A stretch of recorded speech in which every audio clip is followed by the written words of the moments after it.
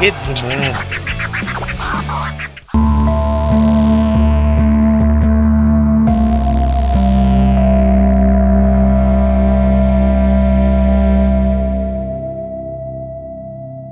Vamos lá então, galera, e a nossa temática de hoje é o processo de colonização espanhola aqui na América, né? Como é que se estabeleceu um sistema colonizatório espanhol aqui nas regiões americanas.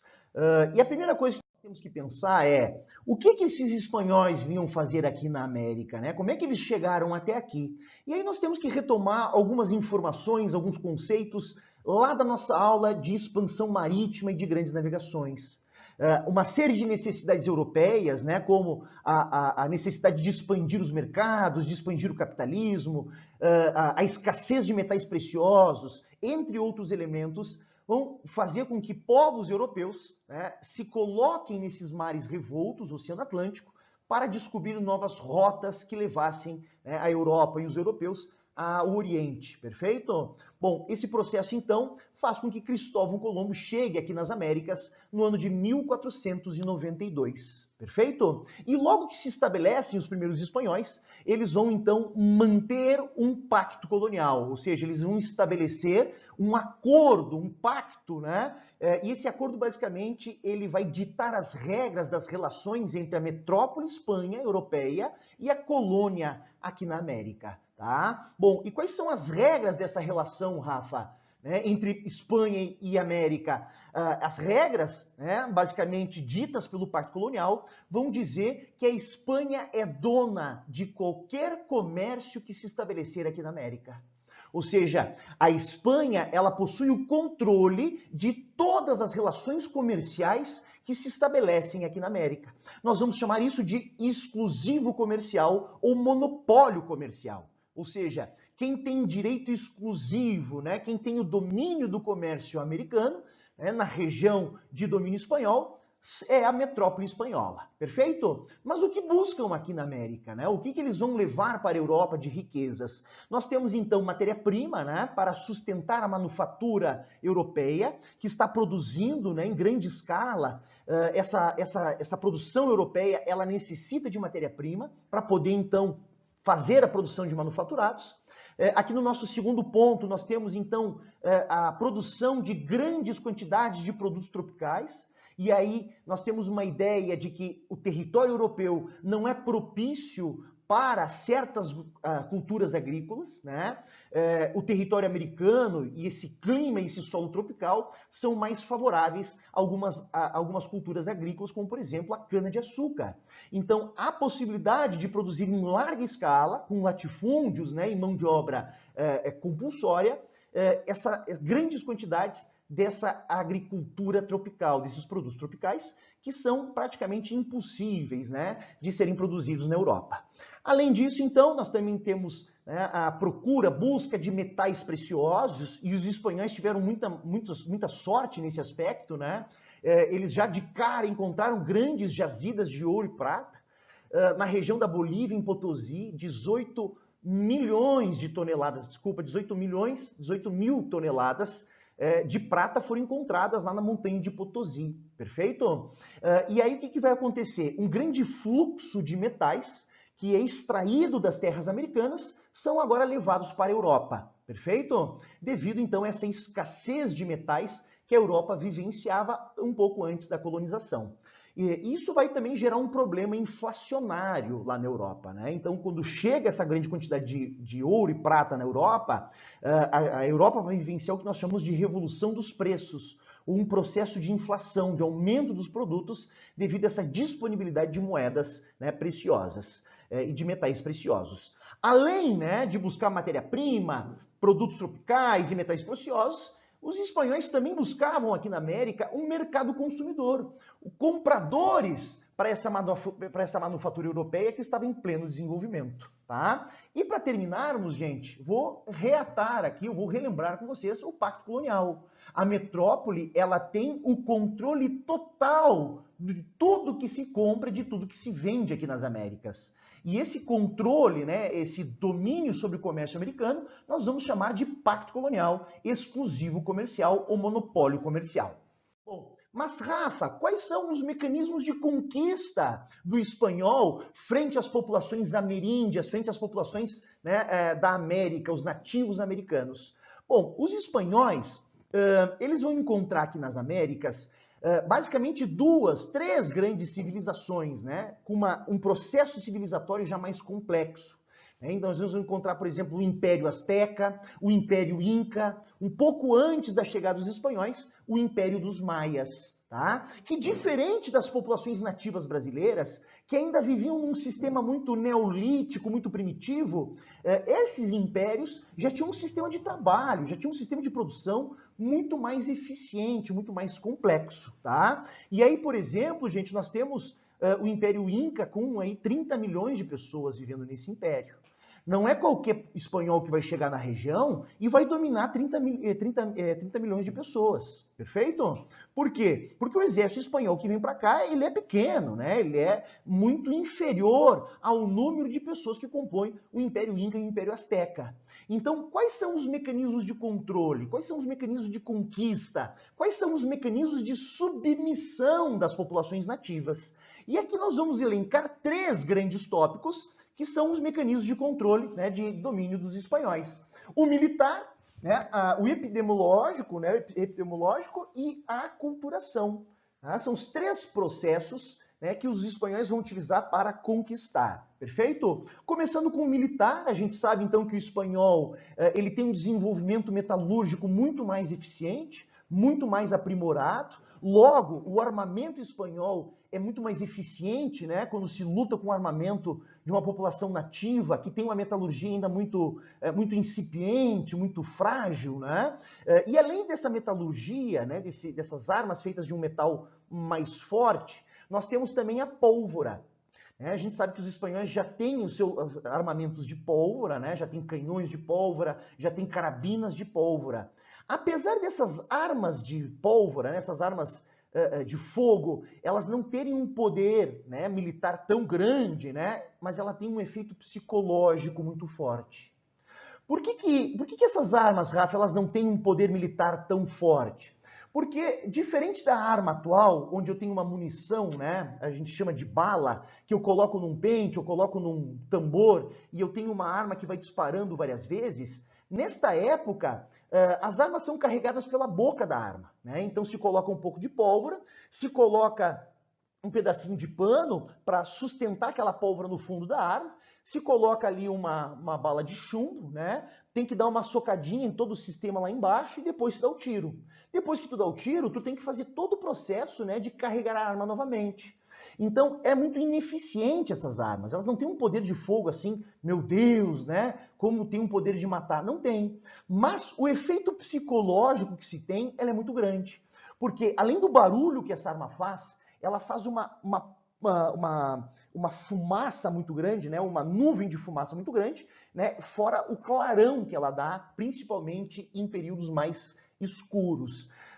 Aqui nós temos, então, a ideia ou a crença nativa de que os deuses viriam ou voltariam para a Terra. Tá? Aí tu pega uma população nativa que nunca teve contato com as tecnologias europeias, né? Quando ela vê um homem europeu vindo do mar, né, com cavalo, com roupa, com pau de fogo, uma arma com pólvora, né? Ele vai dizer, meu Deus, são os deuses. Então, muito da submissão desses nativos se dá pela mentalidade do nativo, né? Pela mentalidade ameríndia, pela crença de que eram deuses. Né? Inclusive, muitos nativos, com o passar do tempo, vão ter o europeu como referência, né? Como norte, eu quero ser como eles, perfeito? Além do ferro da pólvora já citados, nós temos aqui o cavalo. E o cavalo não é originário da América. Né? A América não é uma localidade onde a fauna e a flora, né? Mas principalmente a fauna, não faz parte de animais de grande porte. Né? Na região do Brasil, por exemplo, nós temos a onça e a anta, que são os animais de grande porte. Então, cavalo não existe nas Américas, né? O boi não existe nas Américas, a galinha não existe nas Américas. Quando o indígena vê aquele europeu, né, vindo em cima de um animal que ele desconhece, tem momentos que o indígena olha e não sabe o que é ser humano, o que é cavalo, ou se é tudo a mesma coisa. E aí, aquele ser humano em cima de um cavalo grande, imponente, frente à população nativa, aquilo dá um aspecto psicológico de poder. Perfeito? Então, aqui nós temos então a função militar, né? Que é uma função muito mais psicológica do que uma função bélica propriamente dita. Bom, a outra questão, que para mim é a mais importante, né, é o mecanismo mais importante na minha visão, né, de conquista europeia, são as epidemias. Por quê? Porque as populações nativas que aqui viviam, elas estavam isoladas há muitos anos. Logo, o organismo delas nunca teve contato com certas doenças, com uma gripe, por exemplo, uma varíola. Então, esse organismo, quando ele nunca tem contato com essas doenças, ele não cria anticorpos. Quando o europeu vem, né, e ele tem uma simples gripe, ele tem uma varíola, essas doenças, elas vão se espalhar rapidamente, dizimando muita gente, matando muita população nativa, perfeito? E muitas vezes isso não é uma coisa racional, o europeu vem e ele intencionalmente traz a doença. Não, isso ocorre de forma indireta, sem intencionalidade, mas é um mecanismo muito eficiente. E aqui nós temos que perceber que há também um processo inverso. Assim como o espanhol traz a doença para o nativo também tem as suas doenças regionais que vão passar para os espanhóis. Por exemplo, nós temos aqui a sífilis, né? A sífilis é uma doença americana, é uma doença nativa dos americanos. Logo, as populações americanas têm já um organismo preparado para essa doença, os europeus não têm. E eles vão levar essa sífilis para a Europa e vai também lá na Europa matar muita gente, muito europeu. Perfeito? E o último mecanismo que nós temos aqui é de aculturação. Ou seja, o europeu ele vem para impor a sua cultura, impor a sua religião, impor o seu pensamento, perfeito? Anulando, proibindo, né, e até mesmo destruindo os elementos culturais da região. Então, por exemplo, os incas que tinham uma escrita pictográfica, haviam regiões maias, né, abandonadas com a chegada dos espanhóis, que haviam bibliotecas inteiras em escrita maia, bibliotecas inteiras em escrita asteca. E os padres jesuítas que vinham, eles destruíam toda essa cultura, né, prejudicando a historiografia atual, né, na tentativa de reconstruir essas sociedades mesoamericanas, essas sociedades pré-colombianas, tá? Bom, esse processo de aculturação ele se dá basicamente pelos padres jesuítas, também chamados de soldados de Cristo ou papas de preto, que vinham, né, com a intenção de evangelizar, de catequizar as populações nativas. Inclusive, esse é um dos principais argumentos da dominação europeia, né? Salvar a alma desses selvagens, salvar a alma dessas populações nativas selvagens, tá? Então, há um processo de destruição da cultura local e de imposição da cultura e principalmente da religião católica europeia. Aqui nós temos que nos recordar que os reinos ibéricos de Portugal e Espanha são os reinos mais católicos da Europa. Tá? Inclusive, a Companhia de Jesus, a Companhia Jesuítica, ela é criada por um padre espanhol, tá? Ali no contexto da Reforma Protestante. Bom, e aqui nós temos uma outra questão que é importante. Por que é benéfico essa catequização pelos padres católicos, né? Por que é benéfico, por que é bom para a Igreja Católica converter os nativos? Porque lá no Velho Mundo, lá na Europa, o protestantismo vinha tirando o espaço da Igreja Católica. Muitos fiéis católicos estavam agora passando para religiões protestantes, estavam se convertendo a religiões protestantes. E aí, então, a Europa, a gente vai ver que a Igreja Católica vem perdendo fiéis. Quando eu venho para a Europa para catequizar os nativos, eu posso aqui ter um aumento do número de fiéis, fazendo uma contraposição com a perda que eu tive lá na Europa durante a Reforma Protestante. Tá? E o último ponto, só repetindo o que eu já disse para vocês, a crença indígena da volta dos deuses. Né? E a crença de que aqueles espanhóis eram seres divinos e que deveriam ser respeitados, né? O que facilita o processo de subjugação das populações nativas, de domínio das populações nativas. Vamos lá então, continuando, gente. Nós temos aqui um conquistador espanhol chamado Fernão Cortés, que está na lista aí dos conquistadores mais cruéis da história americana, perfeito? Ele vai liderar então a ocupação do Império Azteca, né, do Império Mexicano Azteca, a partir de 1519. Lembrando vocês que Cristóvão Colombo chega nas Américas em 1492. Tá? Então, nós temos aí quase aí 30 anos de diferença do início da colonização feita por Fernão Cortés. Nesse momento em que Fernão Cortés, né, chega com o exército espanhol, ele vai encontrar um Império Azteca com entre 25 a 30 milhões de pessoas. Então, o exército de Fernão Cortés não é suficiente, né? não é próprio para conquistar o Império com 30 milhões de pessoas. Tá? Então, ele vai ter que ter um artifício de conquista, que é o artifício mais antigo das conquistas históricas, né? Muito utilizado pelos romanos. É aquele velho princípio da conquista que tem como base dividir para conquistar.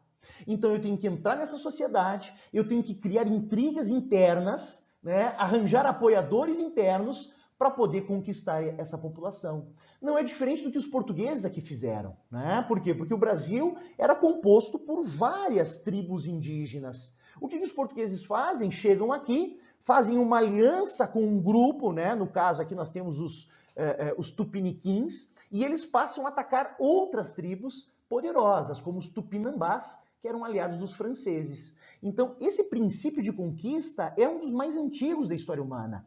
É o princípio de dividir para conquistar, e é esse o princípio de conquista utilizado também por Fernão Cortés para dominar o Império Azteca. Tá? A tática de dividir para conquistar, ou seja, ao perceber que haviam diversos grupos ameríndios, diversos grupos nativos que estavam dominados pelo Império Azteca, aqui ele vai encontrar uma brecha. Porque o Império Azteca é o maior império da região da América do Norte, perfeito? Entre as populações nativas. Então, sendo um império, nós temos demais, né, outras populações nativas, outras tribos, que estão sendo dominadas pelo império. Só que essas tribos que estão sendo dominadas, muitas vezes, elas não querem ser dominadas, né? Ou se tu chegar no lado delas e disser, meu querido, vamos lutar contra esse domínio do Império Azteca, essas populações dominadas, tipo, eu quero, né?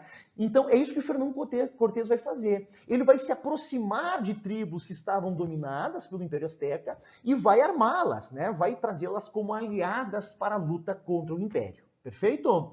Estabeleceu uma aliança para atacar o Império pré-colombiano e chegou a aprender a língua local. Olha a astúcia, olha a inteligência de Fernão Cortés. Né? Ele se aproxima de uma indígena chamada Malinche e ele aprende a língua local. E ele aprende, quando ele consegue compreender a língua local, ele consegue também compreender como é que é o sistema de funcionamento político dessa sociedade. Né? E, uma vez, né, sabendo o mecanismo político, de funcionamento político, ele tem, né, mais facilidade, ele tem, né, as ferramentas necessárias para acabar com esse sistema político. Tá? Os astecas acreditavam, logo na chegada de Fernão Cortés, e aí nós tínhamos um imperador asteca chamado Montezuma, que acreditava que o Fernão Cortés era o grande deus da civilização asteca, perfeito? O que facilita também a dominação. A epidemia de varíola foi muito efetiva no domínio de Fernão Cortés ao Império Azteca. Tá? Além do Fernão Cortés, nós temos um outro conquistador que vai conquistar algumas décadas depois, né? Vai começar o seu processo de conquista algumas décadas depois de Fernão Cortés.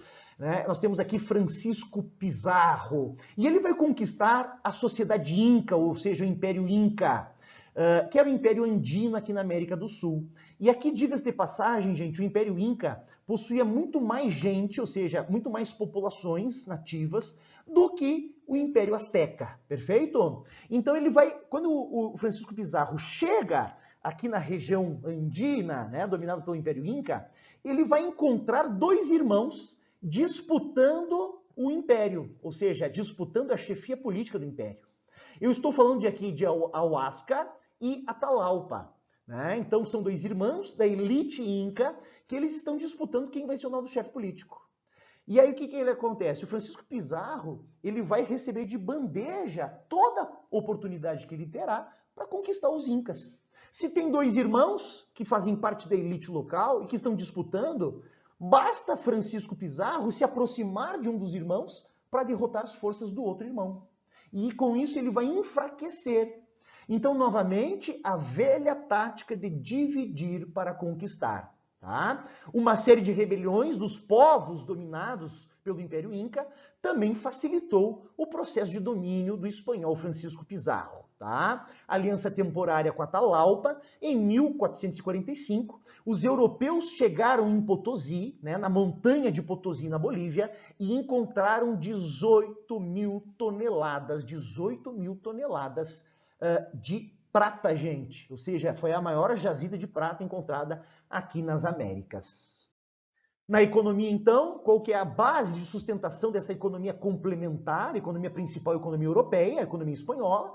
A América é apenas uma economia complementar. Então, nós temos o ouro azteca do México, tá? A prata de Potosí, na região do Peru, mas principalmente na Bolívia. Na região da América Central, ali na região das Antilhas, do Caribe, nós vamos ver, então, a instalação de grandes fazendas em formato de plantation. O formato de plantation, aquele tripé maldito, gente. Mão de obra escrava, latifúndio e monocultura. Aqui nessas haciendas, né, nas fazendas da América Central, nós vamos ter grande utilização de mão de obra escrava africana, o que não é comum na região andina e também não é comum na região azteca mexicana, tá? Então, esse é um ponto importante. Porque muitos alunos trazem a lógica da escravidão brasileira portuguesa para a lógica de domínio espanhol. Não cometam esse erro, gente. Na América Hispânica, ou seja, no domínio espanhol na América, não há mão de obra escrava negra em grande quantidade. E com isso eu não estou dizendo que não há mão de obra negra escrava. Ela existe, mas ela é em menor quantidade se nós compararmos com a mão de obra portuguesa, né, no Brasil. Então, gente, aqui nós temos que ter a ideia que esses impérios, Azteca e Inca, eles já tinham um sistema de trabalho pronto, que era o trabalho compulsório, muito parecido com o trabalho compulsório lá das sociedades antigas orientais, do Egito e da Mesopotâmia, que nós chamamos de modo de produção asiático.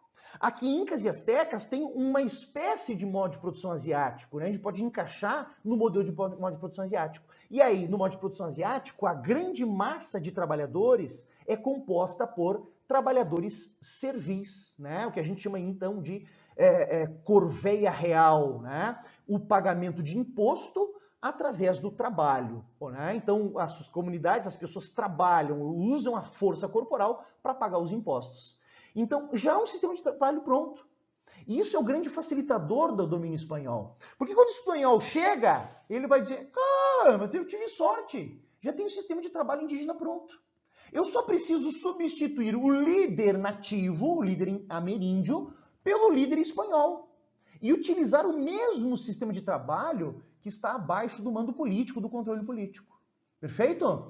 Então, nós não podemos, sob hipótese alguma, levar esta lógica do trabalho escravo africano-português para as colônias espanholas. O que predomina nas colônias espanholas é o trabalho compulsório, é a servidão coletiva, tá? Já utilizada pelas populações nativas antes da chegada do europeu. O europeu chega e só se aproveita desse sistema já pré-estabelecido, tá? Então, há escravidão africana, mas ela está mais concentrada na América Central, nas Antilhas, né?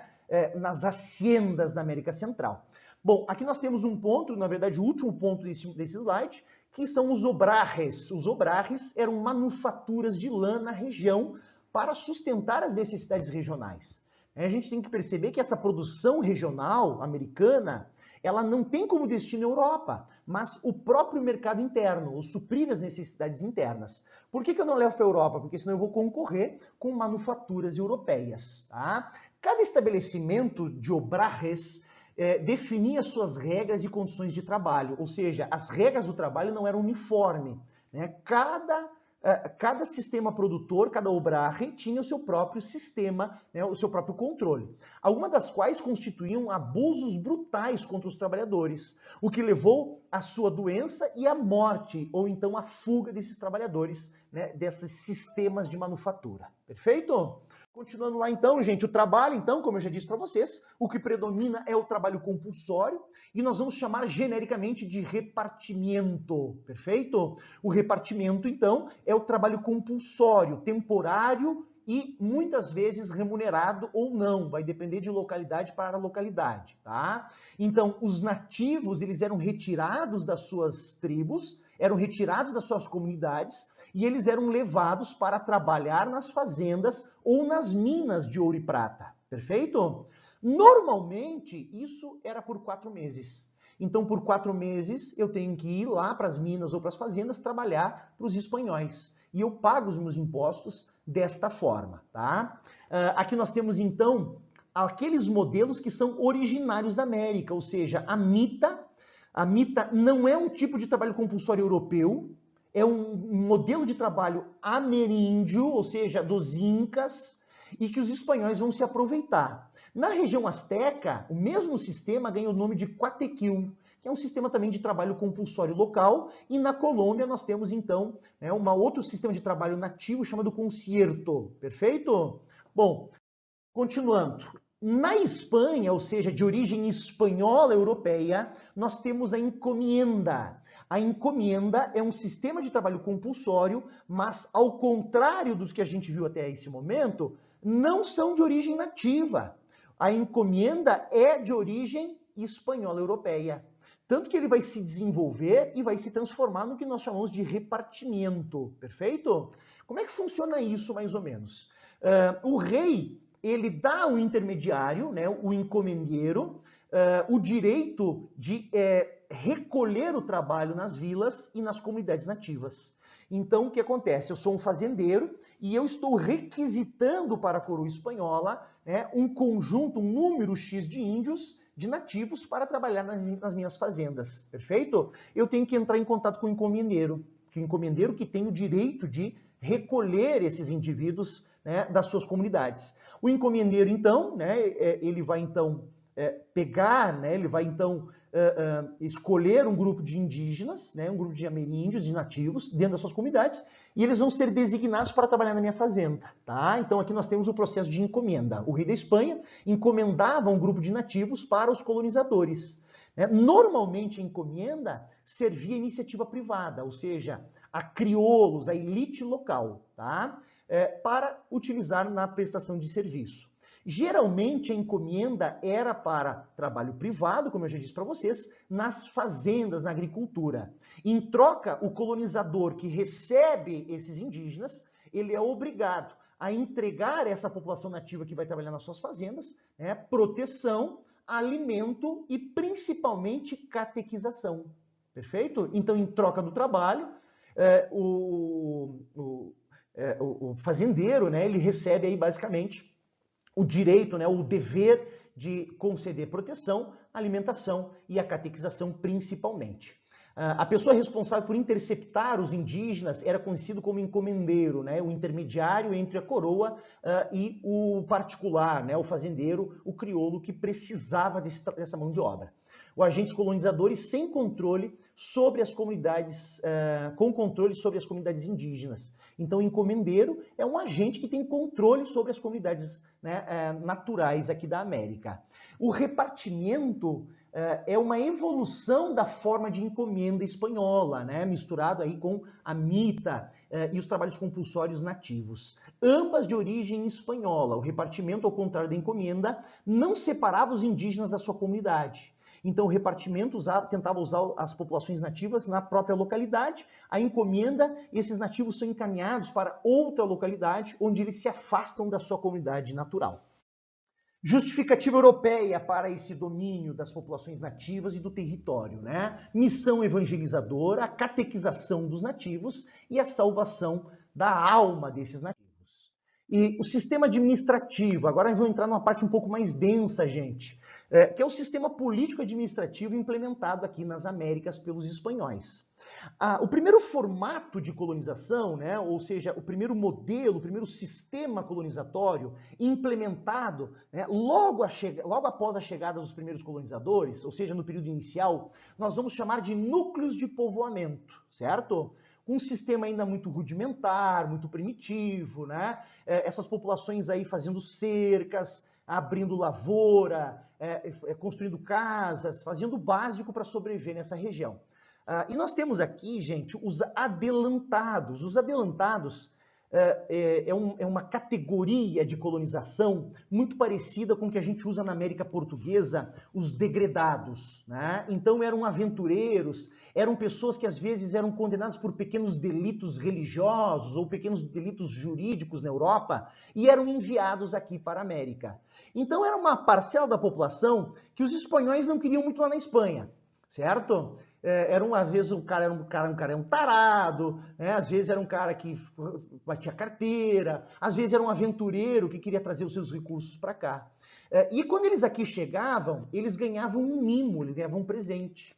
E que presente é esse, Rafa? Eles ganhavam as vistas grossas da coroa, ou seja, vocês estão fazendo o trabalho sujo para nós aí na América, né? Que tá difícil essa situação aí, então a regra é de vocês, né? O poder é de vocês.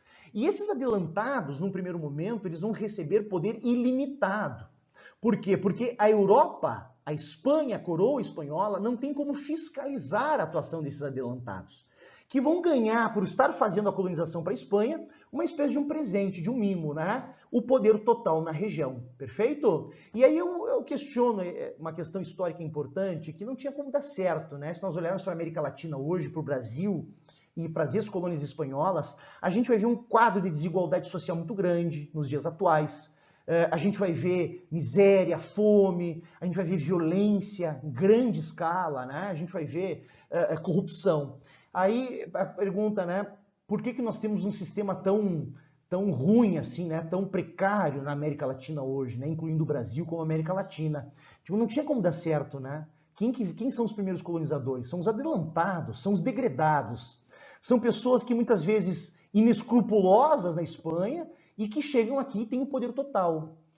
E nem os espanhóis confiam nos caras, tanto que vão fazer um sistema de porto único lá na Europa, do tamanho contrabando que se estabelece aqui nas Américas.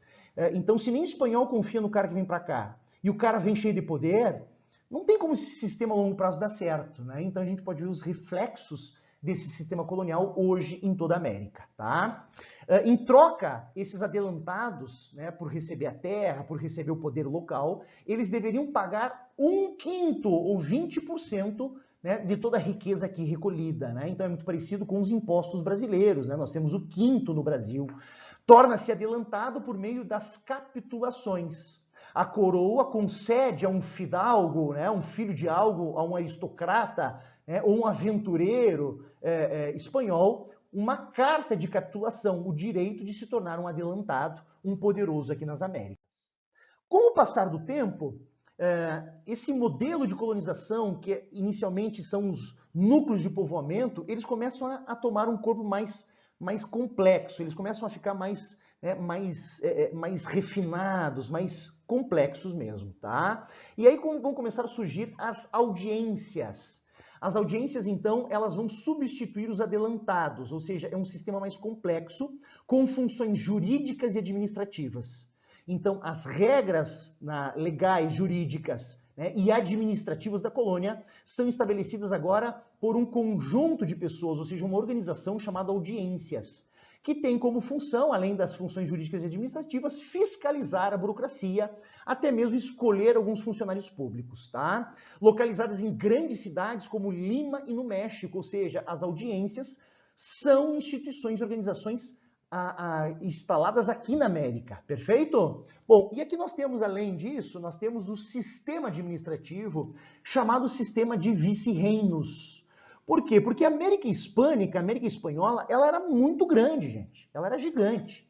Basta nós olharmos para a América hoje que fala espanhol. E aí, tirando o Brasil, Estados Unidos e Canadá, praticamente todo o resto, né, com alguns detalhes aí, o resto todo tem a língua castelhana, o resto tudo é espanhol, tudo foi combinado pelos espanhóis. Então é um território muito vasto, é um espaço geográfico muito grande.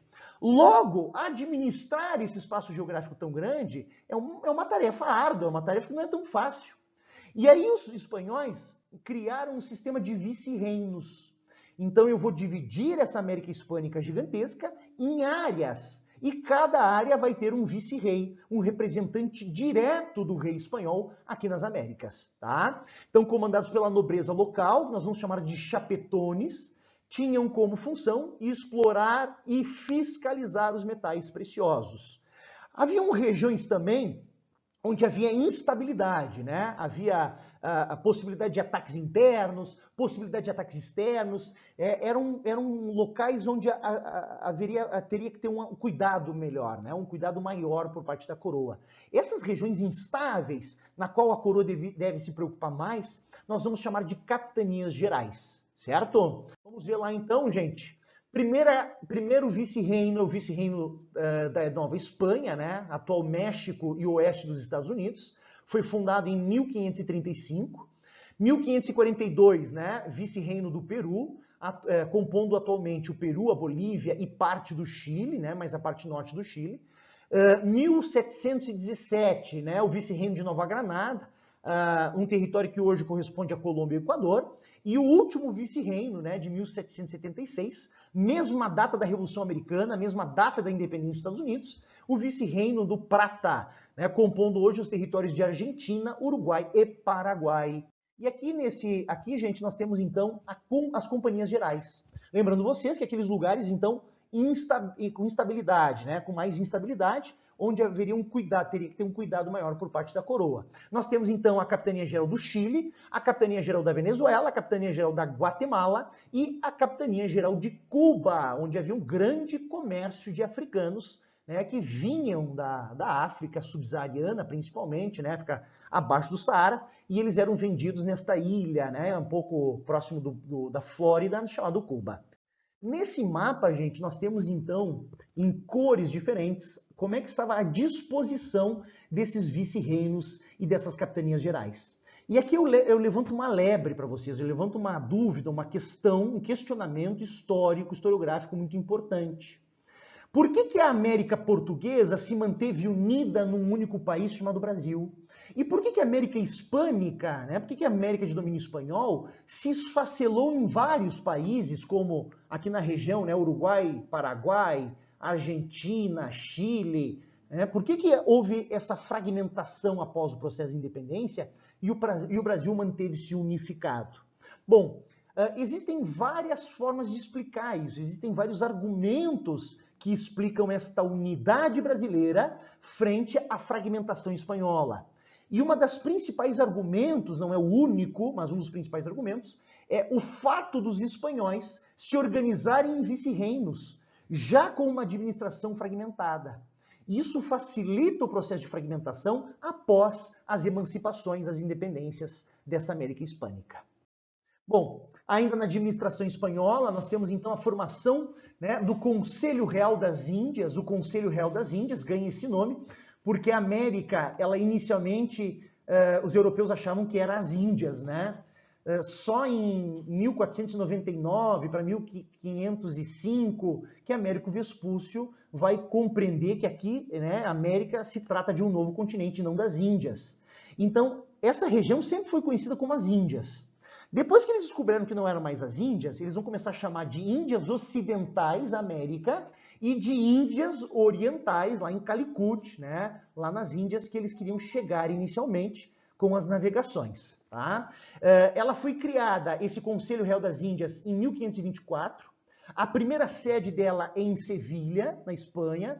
Depois, se eu não me engano, vai passar para Cádiz. Tá? E ela basicamente controla política colonial, ou seja, o sistema político colonial é todo controlado pelo Conselho das Índias, que é o conselho máximo, né, a organização máxima da Espanha de controle aqui das Américas. Ela tem como função também a aplicação das leis, a nomeação dos principais funcionários públicos, né, os chapetones, para poder gerenciar os cargos globais, os cargos de grande importância aqui na América. Tá? O Conselho Real das Índias também supervisionava uma outra organização chamada Casas de Contratação. Perfeito? Muito parecido, né? Vamos guardar as devidas proporções, muito parecido com as casas de fundição aqui no Brasil, certo? Só que as casas de contratação, elas estão em Sevilha, Cádiz, mas elas têm filiais aqui na América. Perfeito? Bom, ela foi criada em 1513, ou seja, mais antiga que o Conselho Real das Índias, e tem o monopólio do comércio. Então, o Conselho das Índias tem muito mais uma função política e as casas de contratação têm uma função mais econômica, ou seja, fiscalizar o comércio na América Hispânica, né? O que está saindo, o que está entrando, o que está comprando, o que está vendendo. Então, toda a parte administrativa e econômica é feita pelas casas de contratação, enquanto o Conselho Real das Índias tem uma função mais política de controle político. Tá? Então, a casa de contratação, ela que vai fazer o monopólio, controle comercial e a cobrança dos impostos, né? Aquele 20% de toda a riqueza aqui extraída. Então, eles têm o controle de toda a tributação. A sede, como eu já disse para vocês, primeira sede é em Sevilha, segunda sede é em Cádiz, né? Na Espanha, na Europa, mas eles têm as suas filiais aqui na América. Bom, a grande função é a controle, a regulamentação dos preços e da produção. No último ponto, gente, eu vou chamar muita atenção de vocês, porque nós temos um sistema chamado Sistema de Porto Único. Esta época não é diferente dos tempos atuais. A grande, né, circulação de mercadorias por via do contrabando. Então nós temos embarcações francesas, inglesas, holandesas que estão fazendo contrabando aqui nas Américas, né? Com a elite crioula, né? com a população nativa.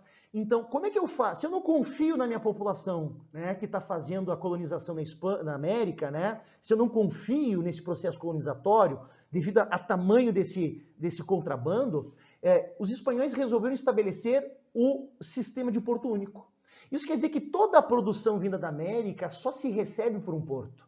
Toda a produção que vai para a América, que tem como destino a América, só pode sair de um porto.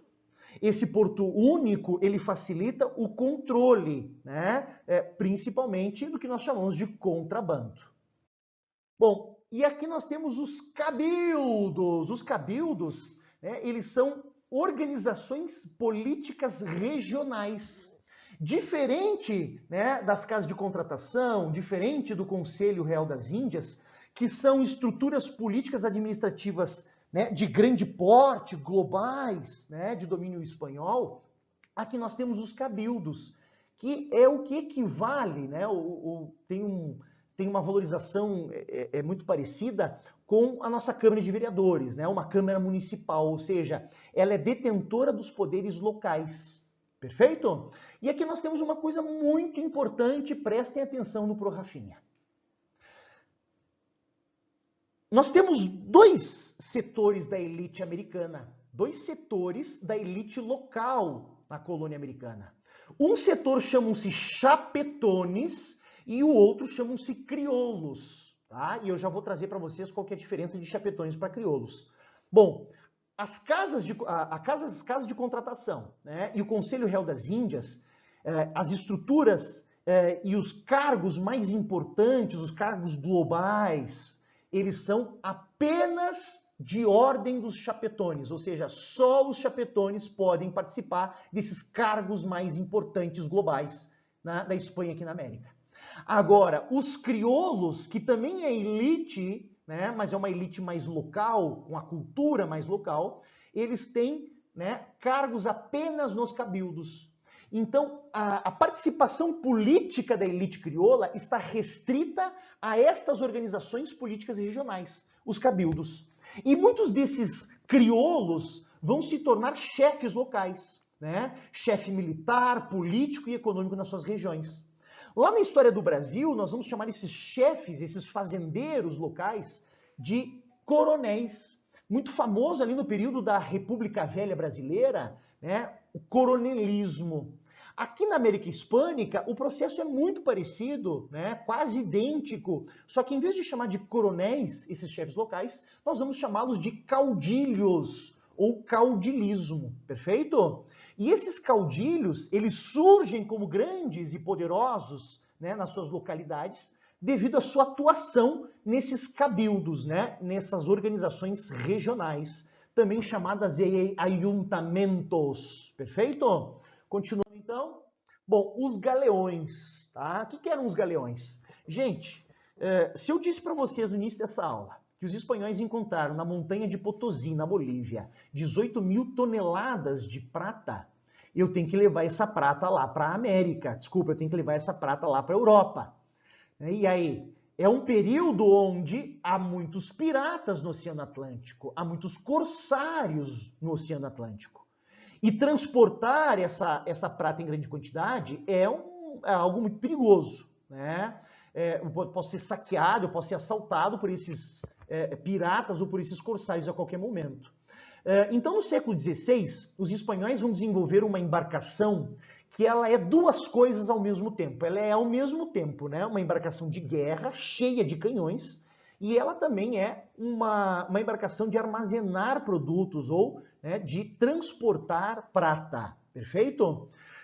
Eles faziam esse transporte de 1 a 2 vezes ao ano, não mais do que isso. Ao todo, eles pegavam 40 galeões, 40 dessas embarcações, e eles faziam uma grande frota, com uma embarcação protegendo a outra, para poder transportar essa grande quantidade de prata para a Europa. Perfeito? Então, embarcação do século XVI para controlar os ataques de piratas e corsários. E aqui vem sempre uma dúvida, né? Rafa, qual que é a diferença de um pirata para um corsário? Tu sabe, Verônica, qual que é a diferença de um pirata para um corsário? O pirata, ele é um assaltante de alto mar, né? Ele é um bandido de alto mar. Ele vai assaltar qualquer embarcação. Não me interessa se é embarcação inglesa, se é embarcação espanhola, se é embarcação francesa, se é embarcação portuguesa. Qualquer embarcação ele vai assaltar. Já o corsário não. Ele é um pirata que tem uma bandeira, que tem uma nação por trás dele. Perfeito? Então vamos supor que a rainha Isabel da Inglaterra, né, a última rainha da dinastia Tudor, a rainha virgem, me concedeu para mim, Rafinha, uma carta de corsariado. Eu vou poder assaltar em alto mar todos os inimigos da Inglaterra. Porque quem me concedeu a carta de corsariado foi a rainha da Inglaterra.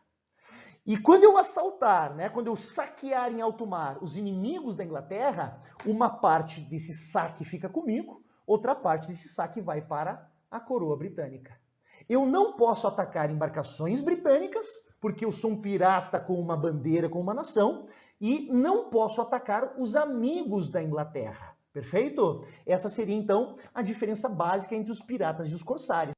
E aqui nós temos uma imagem do famoso, né, galeão espanhol, né, essas embarcações. Agora, tu tenta imaginar, ao ver essa imagem, 40 galeões fazendo transporte de grandes quantidades de ouro e prata, né, 2 vezes ao ano, né, fazendo essa transferência. Agora imagina os piratas tentando atacar e como é que essas embarcações vão fazer para poder... Então isso floresce muito, principalmente no meu imaginário, né, que é o imaginário de professor de história.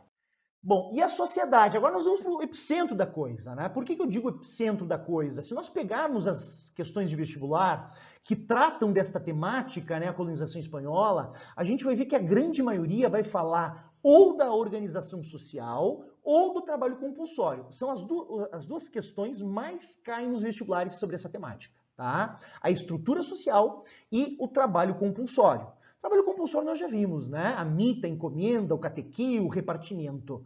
Aqui nós vamos trabalhar com a estrutura social. Então eu quero que vocês imaginem esse slide dentro de uma pirâmide social. Lá no topo, né, nós temos então os chapetones. É um indivíduo que nasceu na Espanha, ou seja, ele tem uma cultura enraizada na Espanha, ele tem os seus desejos de privilegiar a Espanha, porque ele é espanhol. Mas ele foi trazido para a América para ter um cargo importante. Ele vai ser um governador, ele vai ser um vice-rei, ele vai ser um funcionário importante, tá? Então, esse chapetone é espanhol, nasceu na Espanha, mas que ele vem para as Américas para ter um cargo global, um cargo de grande importância. Perfeito? Gente, a partir de 100, 50, 100, 200 anos, esses chapetones vão começar a ter filhos aqui na América. Só que esses descendentes de espanhóis vão nascer aqui na América, vão ter uma cultura enraizada com a América com o passar do tempo. Esse cara que nasceu aqui na América, mas ele tem a pele branca, ele é descendente de espanhol, ele é rico, ele é dono de fazenda, ele tem riquezas, mas ele não tem poder político de grande expressão. Ele não atua nos cargos importantes da política regional. Ele só atua naquele quadro de política regional, os ayuntamentos, os cabildos. Aqui nós podemos fazer uma comparação né, guardando as possibilidades dessa comparação, que é comparar a burguesia europeia com os crioulos aqui na América. E aí vamos tentar fazer essa relação. Quem é a burguesia na Europa antes da Revolução Francesa e antes da Revolução Inglesa? A burguesia tem dinheiro, sim, tem dinheiro, são comerciantes, né? Mas eles têm poder político? Não, porque o poder político está na mão do rei absolutista. Aqui na América é a mesma coisa. Eu tenho um crioulo que é descendente de espanhol, ele é rico, mas ele não tem acesso aos poderes importantes, né? Aos cargos políticos mais importantes. Perfeito? Abaixo dos crioulos e dos chapetones, né, que compõem a elite colonial, nós temos os mestiços, e aqui nós temos uma lógica muito parecida com a lógica étnica racial brasileira, né? Ou seja, o degradê da pele vai também dizer o status social. Quanto mais negro, mais baixo o status social. Quanto mais claro vai ficando a pele, né, nesse processo miscigenatório, maior é o status social. Perfeito? Muitas mulheres da colônia, né, muitas mulheres mestiças da colônia e metidas à besta, não tomavam banho de sol, por exemplo, para não escurecer a pele, né? Sem falar que elas usavam muito pó de arroz para tentar parecerem mais brancas do que eram. Por quê? Porque a pele é sinônimo, né, de status social. Tá? Esses mestiços, na sua maioria, eram homens livres, porém pobres e sem direitos. Tá? Nem nos cabildos, nem no poder regional. Abaixo deles nós temos os indígenas, submetidos na sua grande maioria ao trabalho compulsório da mita, da encomenda, do catequil, como nós já vimos. E na base da pirâmide social, e aqui nós temos aquela questão do degradê, nós temos os escravos africanos, né? Repetindo para vocês, eram em maior quantidade nas Antilhas, na América Central, nas outras regiões não era em menor quantidade e algumas regiões até inexistentes. Perfeito? Bom, vamos falar do trabalho novamente, porque o trabalho é importante. Como eu disse para vocês, são os dois assuntos que mais caem, né?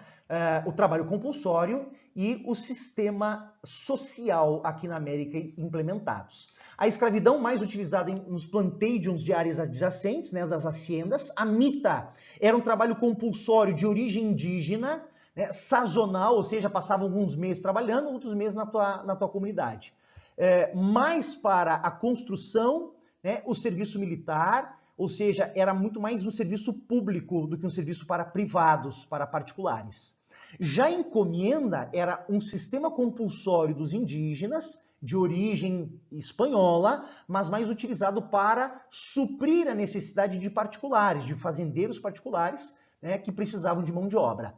Semiservil, ou trabalhador livre, rural, mas que dependia absolutamente da sua convivência, né, e os seus serviços prestados ao terratenente, né, a um comandante local, e o livre urbano, com maior possibilidade de mobilização, né, de mobilidade social. Essa é uma prerrogativa histórica muito importante, né, gente? Normalmente, em centros urbanos, nós temos uma mobilidade social maior, nós temos mais possibilidades sociais do que no campo. O campo sempre tem mais uma estrutura mais engessada, né, mais enrijecida, com menos possibilidade de mobilidade. Então, esse livre urbano, gente, nós vamos chamar de artesãos, comerciantes, que obviamente gozavam de maior prestígio, de maior liberdade, principalmente nas grandes cidades coloniais e nas regiões mais ao norte da colônia inglesa e francesa, tá? Onde era mais comum, né? Era comum, muito mais comum esse modelo de trabalho livre familiar, perfeito?